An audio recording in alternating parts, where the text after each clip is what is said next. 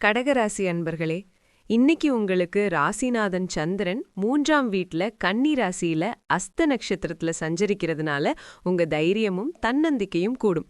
புதுசா எதையாவது கத்துக்க ஆர்வம் காட்டுவீங்க. 10ஆம் வீட்ல சூரியன் இருக்கிறதுனால உங்க தொழில்லையும் சமூகத்திலையும் நல்ல முன்னேற்றம் இருக்கும். புதுசா சில பொறுப்புகள் கூட கிடைக்கலாம். 11ஆம் வீட்ல சுக்கிரன் இருக்கிறதால பணவரவு நல்லா இருக்கும். நண்பர்கள் மூலமா சில ஆதாயங்களும் கிடைக்கும்.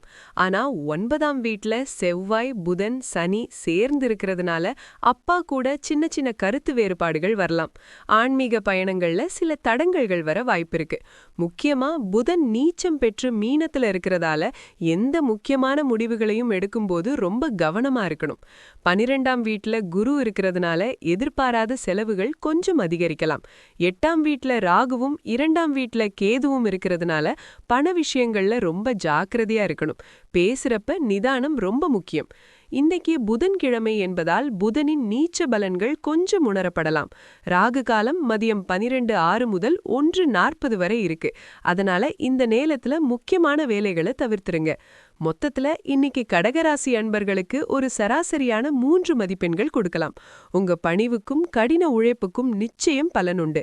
பரிகாரமா புத பகவானுக்குரிய ஓம் பும் புதாய நமக அப்படின்ற மந்திரத்தை சொல்லலாம். திருவெண்காடு ஸ்வேதாரண்யேஸ்வரர் கோயில் புதனுக்குரிய ஸ்தலம். அங்க போய் வேண்டிக்கிறது நல்ல பலன் தரும். பச்சை பயிறு தானம் செய்யறதும் பசுக்களுக்கு அகத்திக்கீரை வழங்குறதும் ரொம்ப நல்லது. இன்னைக்கு உங்க நாள் சிறப்பா அமைய என் வாழ்த்துக்கள்.